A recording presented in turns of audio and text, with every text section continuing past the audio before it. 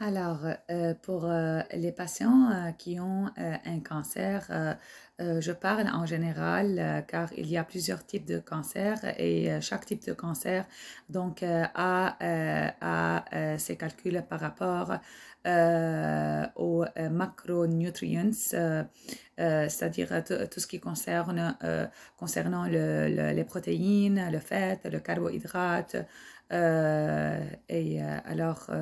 le, le dairy products amount, le vegetables, les fruits. Donc, tout ça. Et aussi les antioxydants.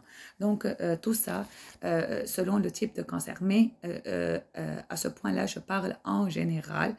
Donc, pour les patients qui ont un cancer, toujours, même si le patient est obèse, alors on lui donne, on fait le calcul d'une manière qu'on lui donne son BMR, c'est-à-dire on fait pas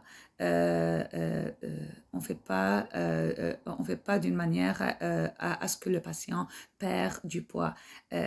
Au contraire, car il est dans un état catabolique.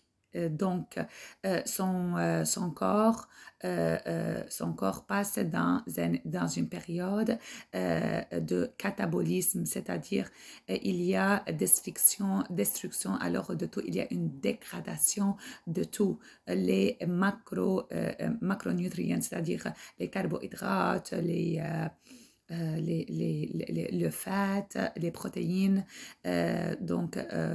C'est pour cela alors on fait augmenter le taux du fat, mais pas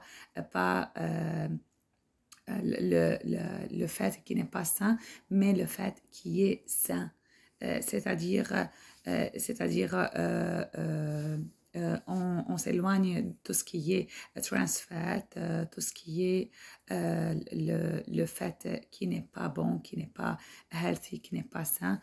Ça, on donne pas, on les donne pas du tout.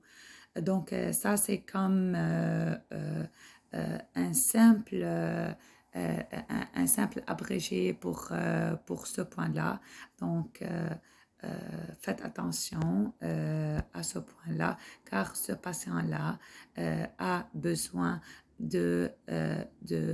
qu'on fait augmenter alors le taux du fait pour le high caloric diet et en même temps qu'on fait augmenter aussi le taux de protéines aussi, car il y a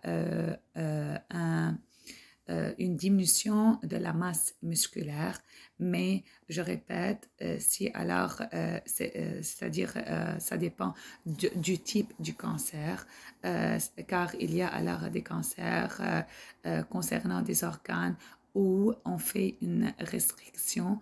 Donc, toujours prendre le conseil d'un professionnel pour faire alors le calcul du tout.